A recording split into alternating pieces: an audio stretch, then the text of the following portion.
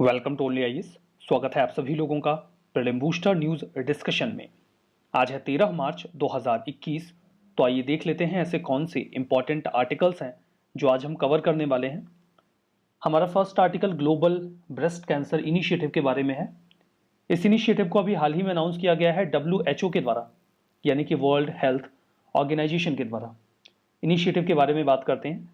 इसका टारगेट ये है कि हमें 2040 तक जो ब्रेस्ट कैंसर से होने वाली मौतें हैं पूरी दुनिया में, उनको 2.5% तक कम करना है।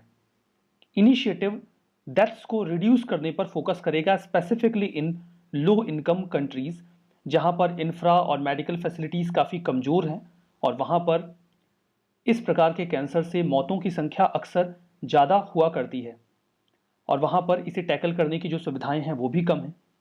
फीचर्स क्या हैं? एक इम्पॉर्टेंट फीचर तो ये है कि दुनिया भर में जो सरकारें हैं उनको गाइडेंस दिया जाए। WHO जो बाकी की अन्य UN एजेंसीज हैं उनके साथ मिलकर सरकारों को गाइडेंस प्रोवाइड करवाएगा कि वो कैसे ब्रेस्ट कैंसर को ट्रीट कर सकते हैं और बेहतर तरीके से डायग्नोज कर सकते हैं और इस प्रकार के कैंसर को मैनेज करने की अपनी कैपेसिटी को इम्प्रूव कर सकते हैं। दूसरी इंपॉर्टेंट बात यह है कि इसमें एक टेक्निकल पैकेज देने की बात भी की गई है। टेक्निकल पैकेज का मतलब ये है कि उसमें कई सारी जैसे मेडिकल इंस्ट्रूमेंट्स रिक्वायर्ड होते हैं डायग्नोज करने के लिए, ट्रीट करने के लिए टूल्स एंड प्रोडक्ट्स रिक्वायर्ड होते हैं, वो WHO की ओर से प्रोवाइड करवाए जाएंगे उन कंट्रीज़ को जहां पर इनकी ज़्यादा आवश्यकता है अंडर दिस इनिशिएटिव। देखिए, जो ब्रेस्ट कैंसर है वो बहुत ही कॉमन फॉर्म ऑफ कैंसर है जो कि महिलाओं में पाया जाता है। दुनिया भर में कैंसर से होने वाली हर 6 में से एक मौत ब्रेस्ट कैंसर की वजह से होती है। इसके पहले जो सबसे ज़्यादा प्रभावी कैंसर हुआ करता था, जो सबसे ज़्यादा डायग्नोज किया जाता था, दैट वाज लंग कैंसर। लेकिन वर्तमान की स्थिति में ब्रेस्ट कैंसर ने उसे सरपास कर दिया है। मतलब कुल मिला के अभी ये सबसे कॉमन फॉर्म ऑफ कैंसर बन गया है। जो हमारा नेक्स्ट आर्टिकल है वो इंडोनेशिया के माउंट सिनाबुंग के बारे में है। हाल ही में जो माउंट सिनाबुंग है, जो कि एक एक्टिव वॉल्केनो भी है, वो इरप्ट हुआ। That's why it was in news. तो सबसे पहले तो आप इसकी लोकेशन देख लीजिए। ये जो कारो रीजेंसी है नॉर्थ सुमात्रा में, यानी कि इंडोनेशिया में, वहाँ पर सिचुएटेड है। 2600 मीटर का ये एक पूरा माउंट है। लोकेशन देखिए, ये है इंडिया, और इंडिया से यहाँ पर जो आपको रेड कलर दिखाई पड़ रहा है ये है सुमात्रा, इंडोनेशिया का। तो सुमात्रा के नदन पार्ट में यहाँ पर आपको माउंट सिनाबुंग दिख रहा है। यहीं पर ये इरप्शन अभी हाल फिलहाल में हुआ है। अगर आप सिनाबुंग की बात करेंगे तो यहाँ पर आपको 120 से ज़्यादा एक्टिव वॉल्केनोज मिलेंगे, क्योंकि सिस्मिक अपहेवल्स काफ़ी ज़्यादा हैं। ये पैसिफिक रिंग ऑफ फायर के एम्बिट में आता है। पैसिफिक रिंग ऑफ फायर का मतलब क्या है वो अभी हम समझेंगे। देखिए, ये वॉल्केनो लगभग 400 सालों तक शांत पड़ा हुआ था, जिसके बाद ये 2010 में 400 सालों के बाद पहली बार इरप्ट हुआ। और उसके बाद तो जैसे इसे मज़ा ही आ गया कि इतना बढ़िया लग रहा है, अच्छा फील हो रहा है इरप्ट होके, तो उसके बाद वो बार बार इरप्ट हो रहे हैं। 2014, 16, 20 जब मर्जी इरप्ट हो जाते हैं और न्यूज़ में भी आ जाते हैं। तो हमें लोकेशन देखनी पड़ती है। बात करते हैं रिंग ऑफ फायर के बारे में। रिंग ऑफ फायर को कई बार सर्कम पैसिफिक बेल्ट के नाम से भी पुकारा जाता है। यह आपको पैसिफिक ओशन के चारों ओर एक बेल्ट मिलती है या एक लोकेशन है जहां पर वॉल्केनोज और अर्थक्वेक काफ़ी ज़्यादा फ्रिक्वेंट होते हैं। इसका कारण यह है क्योंकि यहाँ पर कई सारी जो प्लेट्स हैं वो आपस में बाउंड्री बनाती हैं, like Pacific, Cocos, Indian Australia, Nazca, North America, Philippine plate, ये सभी आपस में यहाँ पर मिलती हैं और टकराती हैं। इस वजह से सिस्मिक एक्टिविटी और जो टर्बुलेंस है वो ज़्यादा रहता है। ये मैप आप देखिए, यहाँ पर ये जो आपको रेड कलर की लाइन दिख रही है, that is circum Pacific belt. यहाँ पर कई सारी प्लेट्स आपको टकराती हुई दिख रही हैं। ये है नज़का प्लेट, ये है अंटार्कटिका प्लेट, यहाँ पर ये पैसिफिक प्लेट है, ये कोकोस प्लेट है, और यहाँ पर ये जो कंट्री है जो मार्क की गई है ये इंडोनेशिया है। ठीक है। तो जो वॉल्केनोज और अर्थक्वेक हैं वो रिंग ऑफ फायर के आसपास काफ़ी ज़्यादा टेक्टोनिक प्लेट्स की वजह से आते हैं। जो हमारा नेक्स्ट आर्टिकल है वो बामियान बुद्धा के बारे में है। लगभग 20 साल पहले अफगानिस्तान के सेंट्रल हाईलैंड्स में लॉर्ड बुद्धा की 2 मूर्तियों को तालिबान के द्वारा नष्ट कर दिया गया था। अभी हाल ही में 3D प्रोजेक्शन वहाँ पर दिखाया गया। That's why it was in news. जहाँ पर ये स्टैचू था उसी जगह पर प्रोजेक्टर लगाकर एक 3D होलोग्राम तैयार किया गया, जैसे वो मूर्ति थी बिल्कुल वैसे ही, ताकि ये फील हो कि हाँ, यहाँ पर ऐसी एक मूर्ति हुआ करती थी। देखिए, इसके पहले कि हम इस पर जाएं, सबसे पहले आप लोकेशन देखिए। ये है इंडिया, यहाँ पर पाकिस्तान, ये है अफगानिस्तान, और अफगानिस्तान में काबुल से थोड़ी दूर पर यहाँ पर आपको बामियान वैली मिलेगी। और बामियान वैली में बुद्धा की दो बहुत ऊंची ऊंची मूर्तियां हुआ करती थी। एक जो मूर्ति थी वो 55 मीटर की थी और दूसरी जो थी वो 38 मीटर्स की थी। पहले ही मूर्ति को वहां के लोकल लोग साल साल कहा करते थे, जबकि दूसरे को शमामा। अब देखिए, साल साल का मतलब होता है वो लाइट जो यूनिवर्स से आती है, और समामा का मतलब होता है क्वीन मदर। 90 के दशक के आखिरी समय में अफगानिस्तान में तालिबान की सरकार आई, तो वहां के जो उलेमा वर्ग के लोग थे उन्होंने कहा कि ये जो मूर्तियां हैं वो इस्लाम के खिलाफ हैं, इन्हें नष्ट कर दिया जाए। शुरू में तो तालिबान ने कहा कि नहीं, ये टूरिज्म का प्लेस है तो हम नष्ट नहीं करेंगे, लेकिन बाद में उन्होंने डिसाइड किया कि नहीं, इन मूर्तियों को नष्ट कर दिया जाएगा। भारत सरकार को जब इस बात की जानकारी मिली तो उन्हें भी चिंता हुई। उन्होंने तालिबान की सरकार को प्रस्ताव दिया कि आप इन मूर्तियों को तोड़िए मत, नष्ट मत करिए, हम इन्हें अपने खर्च पर इन पहाड़ियों में से निकलवाएंगे और इंडिया में लेकर आ जाएंगे। इस तरीके से आपको नष्ट करने की आवश्यकता नहीं पड़ेगी और एक जो बहुत पुराना हेरिटेज है वो दुनिया का, वो हमारे पास सुरक्षित रह जाएगा। ऐसा बताया जाता है कि ये मूर्तियां 5वीं शताब्दी में बनाई गई थी, मतलब इस्लाम के आने से पहले, और सबसे बड़ी स्टैंडिंग फॉर्म में जो बुद्धा की मूर्तियां हैं दुनिया में, उनमें से काउंट की जाती हैं। लेकिन तालिबान को ये बात पसंद नहीं आई। उन्होंने फैसला किया कि नहीं, वो इसको तोड़ेंगे। उन्होंने सोचा था कि रॉकेट लॉन्चर्स से उड़ा देंगे मूर्तियों को। उन्होंने कई सारे रॉकेट्स दागे इन मूर्तियों पर, बट ये नष्ट नहीं हुए, महज इनमें छेद हो गए। फिर उन्होंने उन होल्स में बारूद लगाकर ब्लास्ट किया। बारूद लगाने में 3 दिन का समय लगा। ब्लास्ट करने के बाद जो छोटी मूर्ति थी वो तो नष्ट हो गई, लेकिन बड़ी मूर्ति का केवल निचला हिस्सा ही नष्ट हुआ। उसके बाद लगभग 23 दिनों तक बारूद लगाकर इन मूर्तियों को नष्ट किया गया। तो कुल मिलाकर उन्होंने एक बहुत पुराने हेरिटेज को खत्म कर दिया। देखिए, ये जो मूर्तियां थी ये एक कन्फ्लुएंस मानी जाती थी गुप्ता, सेसेनियन और हेलेनिस्टिक आर्टिस्टिक स्टाइल का, तीनों का मिक्सचर माना जाता था। सेसेनियन का मतलब है ईरानियन जो आर्ट स्टाइल थी उसकी हम बात कर रहे हैं, और हेलेनिस्टिक ग्रीक आर्टिस्टिक स्टाइल को कहते हैं। तो इन तीनों का एक मिक्सचर था इन मूर्तियों में। फाइनली इन्हें नष्ट कर दिया गया और अभी इनका एक जो 3D होलोग्राम था उसकी वजह से ये न्यूज़ में आए। सिग्निफिकेंस की बात यह है कि ये हिंदुकुश के हाई माउंटेन्स में सिचुएटेड थे। काफ़ी अच्छा एक टूरिस्ट प्लेस भी हुआ करता था। इसके नज़दीक से एक बामियान रिवर फ्लो करती है। पहले के समय में सिल्क रोड का एक इंपॉर्टेंट सेंटर हुआ करता था। सिल्क रोड की वजह से ही जो बामियान था वो भी ट्रेड, कल्चर और रिलीजन का एक सेंटर बन गया था। जब कुशानों ने अपना एम्पायर इस रीजन में स्प्रेड किया तो वहां पर ये आर्टिस्टिक डेवलपमेंट हुए, और सिल्क रोड की वजह से चाइना, इंडिया और रोम के चूंकि पैसेज था एक, तो उसके जो भी आर्टिस्टिक फीचर्स थे वो हमें एक साथ देखने को मिलते हैं यहाँ पर। हमारा नेक्स्ट आर्टिकल एस्ट्रेक्स के बारे में है। फ्रांस ने अभी हाल ही में फॉर द फर्स्ट टाइम एक स्पेस मिलिट्री एक्सरसाइज को कंडक्ट किया है।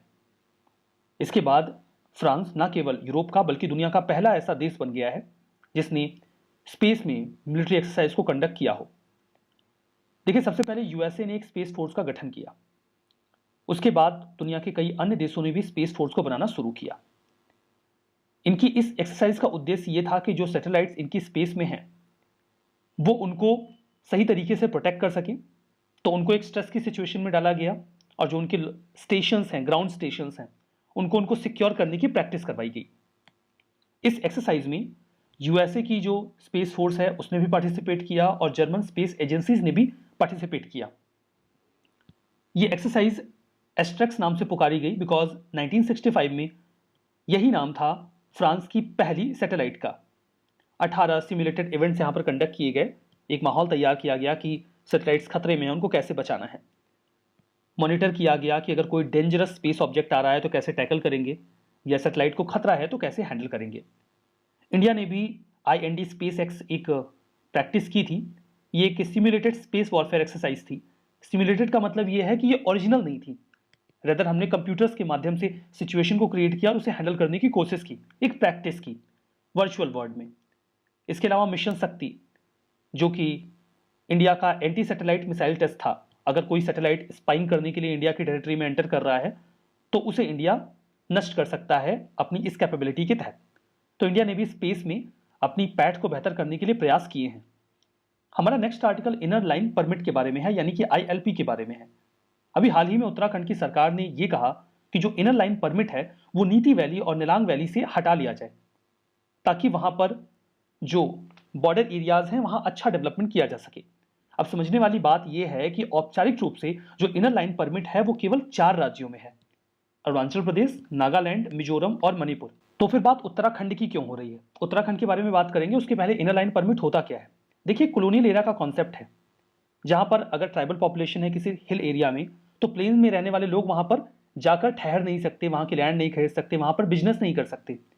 ताकि वहाँ का जो ओरिजिनल एक ट्रेट है, जो कल्चर है, वो अच्छी तरीके से प्रिजर्व रहे।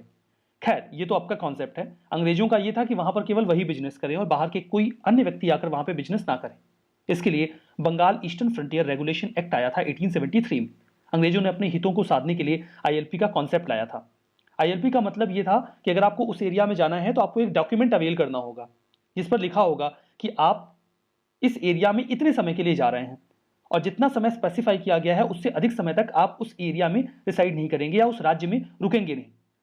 वैसे तो 4 राज्यों में ये आईएलपी सिस्टम चलता है, लेकिन उत्तराखंड में जो चाइना का बॉर्डर है वहां के कुछ एरियाज आईएलपी के एम्बिट में रखे गए हैं और अभी बात चल रही है कि इन एरियाज को हटा दिया जाए।